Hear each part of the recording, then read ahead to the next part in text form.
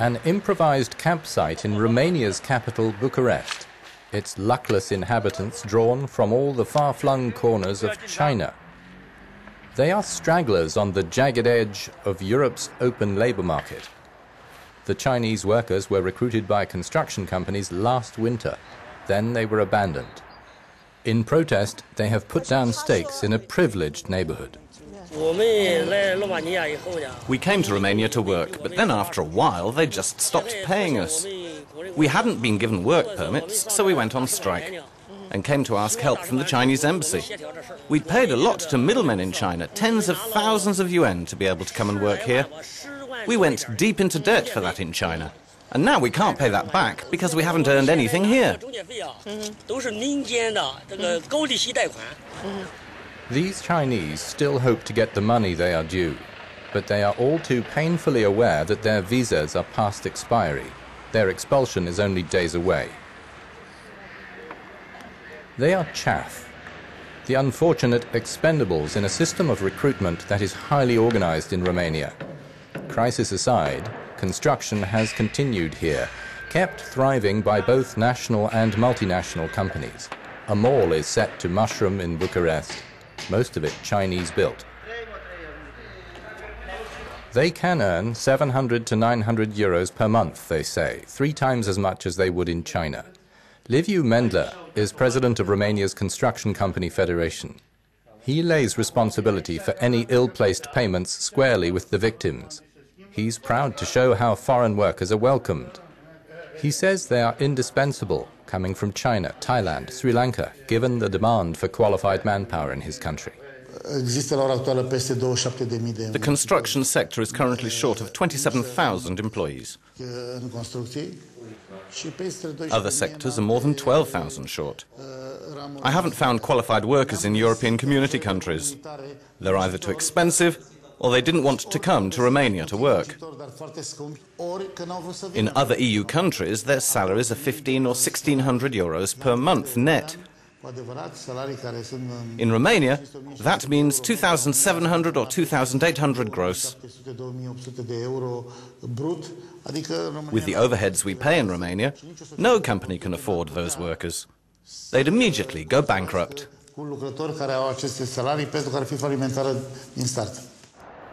Some 2.5 million Romanians left their country to work in Western Europe in the space of 15 years. The money they sent home accounted for around 5% of the national income. But the exodus so drained the country of qualified labour that the government launched a programme to lure them back. With 8% growth early in 2008, Romania saw tens of thousands of its nationals return home. This year, only a few hundred have trickled back, with growth prospects halved, and the country on hold for massive support from the IMF. But Alina Mihai isn't fazed. She left to study dentistry in Spain and has now worked there for years. She says it's like a permanent vacation. Yet a few months ago, she chose to come back to Romania to settle and raise her 5-year-old son. People always see other countries like a kind of mirage, where everything is possible. But in reality, it's not at all like that. I arrived in Spain in 1997, and at the time I loved it. The atmosphere, the people, everything. It was something else. But in our country, things have started to change bit by bit. A lot has evolved over time. The difference is not as great between the two countries as it was in 1997. Alina was recently headhunted to go and work in England. This sort of recruitment happens a lot with health sector professionals in Eastern Europe. No, I said no. The difference here is that I have my own practice. I'm my own boss, where there I would be an employee. It's better here. I don't say that we live very well or that doctors are well paid or earn as much as they should. No, I'm not saying that. It could be a lot better. But I believe that there will come a time when we reach the same pay level as doctors elsewhere. In the meantime, we are staying here.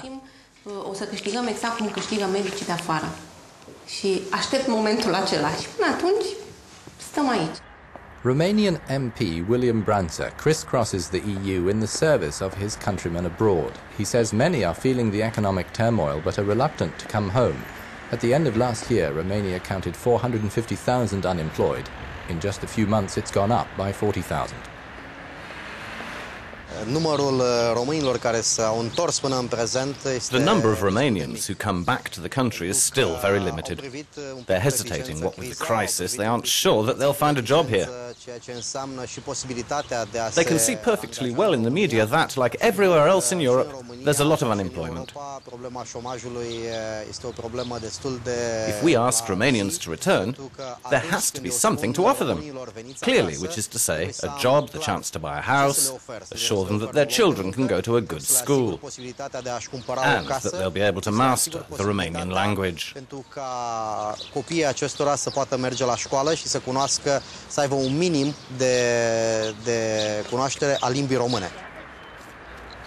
With high hopes for all of this, Didi came back a few months ago, also from Spain, where more than 1 million Romanians live.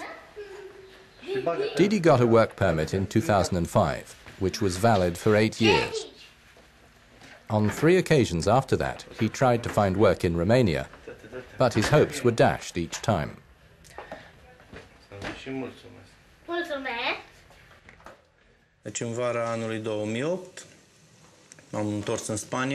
I went back to Spain last summer.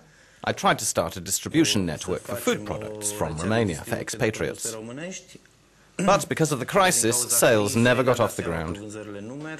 A lot of Romanians came back here, and I gave it up. I came back too. I've seen a lot of things in Spain that we could do here as well. I've got a plan to set up a company in the environmental sector, but I'm still thinking about it.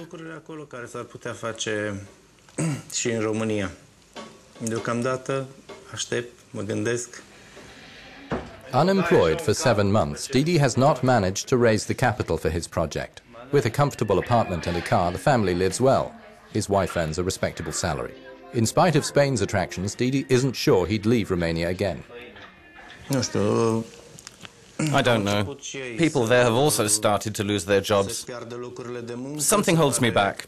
To leave while there's a crisis on, that and being a foreigner in another country, taking a job from someone else over there. You have to show some respect. Global economic shockwaves are making people think twice about moving around.